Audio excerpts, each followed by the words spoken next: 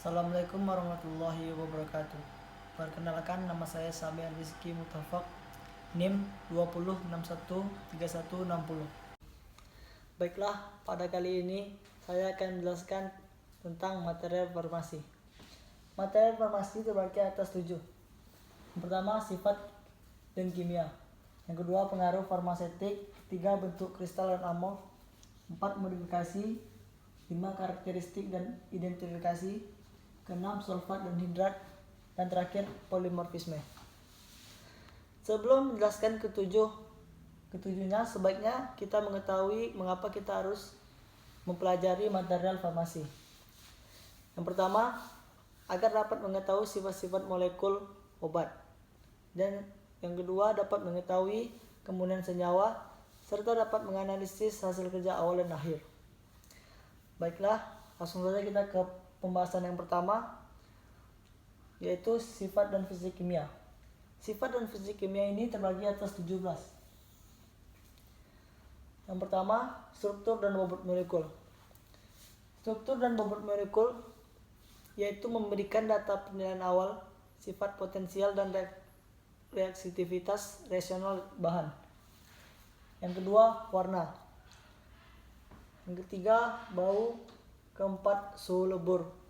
Suhu lebur yaitu suhu pada saat suatu zat tepat melebur seluruhnya yang ditujukan pada fase padat tepat hilang.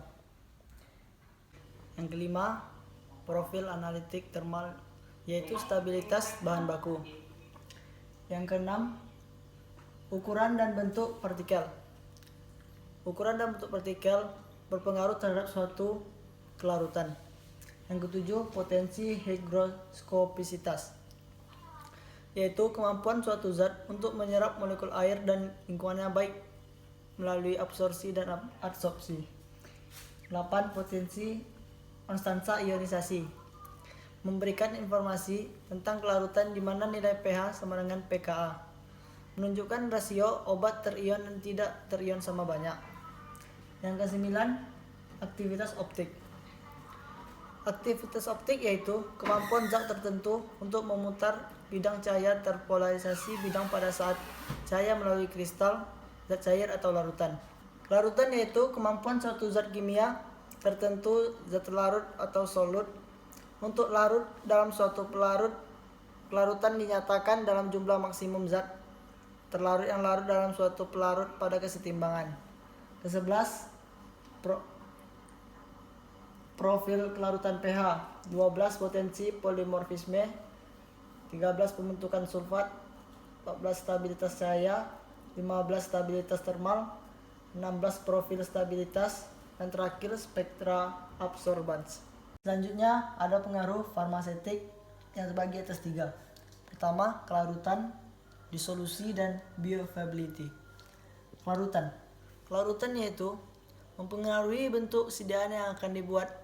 Untuk sediaan parenteral kelarutan sangat penting, terutama untuk formulasi infus dan injeksi. Yang kedua, disolusi. Disolusi yaitu proses pelepasan senyawa obat dari sediaan dan melarut dalam media pelarut. Yang ketiga, bioavailability, yaitu jumlah relatif persentase dari obat yang masuk ke sirkulasi sistematik sesudah pemberian obat dalam sediaan tertentu. Selanjutnya ada polimorfisme. Polimorfisme yaitu kemampuan material padat untuk ada di lebih satu bentuk atau struktur kristal. Contohnya cocoa butter atau pengaruh suhu. Dan selanjutnya ada karakteristik dan identifikasi. Ini sendiri terbagi atas 4. Pertama, X-ray diffraction. Kedua, spektrofotometer. Ketiga, DSC dan DTA. Dan terakhir, titik lebur. X-ray diffraction yaitu analitik teknik cepat yang terutama digunakan untuk identifikasi fase bahan kristal dan dapat memberikan informasi tentang dimensi sel kulit. Spektrofotometer yaitu sebuah metode dianalisis kimia yang berguna untuk mengukur konsentrasi sampel secara kuantitatif. Yang ketiga, DSC dan DTA. DSC yaitu teknik analisis di mana panas mengalir, masuk atau keluar dari sampel yang diukur sebagai fungsi suhu dan waktu. Dan yang terakhir ada titik lebur. Selanjutnya ada sulfat dan hidrat. Sulfat yaitu kristal padat yang mengandung molekul solvent. Selanjutnya, ekstraksi bahan aktif sering menyisakan solvent residu. Selanjutnya, senyawa padat yang mengandung molekul solvent cair dengan rasio tertentu sebagai bagian yang tak terpisahkan dari struktur kristalnya. Dan hidrat sendiri yaitu sulfat di mana molekul solventnya berupa air. Selanjutnya ada bentuk kristal dan amorf.